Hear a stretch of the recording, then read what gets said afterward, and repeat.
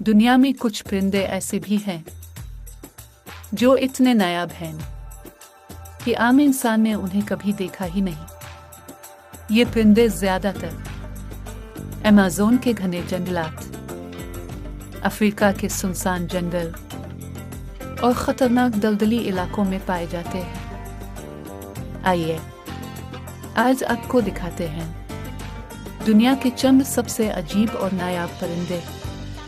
1. Bird. ये परिंदा Amazon के जंगलात में पाया जाता है।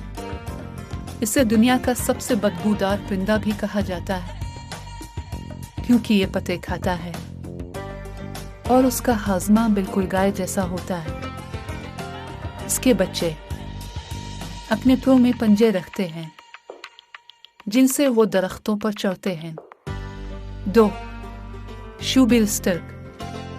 ये परिंदा किसी डरावने ख्वाब जैसा लगता है। इसकी चोंच जूते जैसी होती है और ये शिकार को एक झटके में खत्म कर देता है। ये ज्यादातर अफ्रीका की दलदली जमीनों में पाया जाता है। 3. Harpy eagle.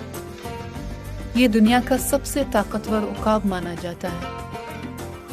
ये बंदर दुनिया का वाहिद तोता है जो अलिफार नहीं सकता। ये सिर्फ रात के वक्त निकलता है और इतना नायाब है कि पूरी दुनिया में उसकी गिनती चंद सौ ही रह गई है। 5. ग्रेट। ये परिंदा दिन के वक्त दरख्त के तने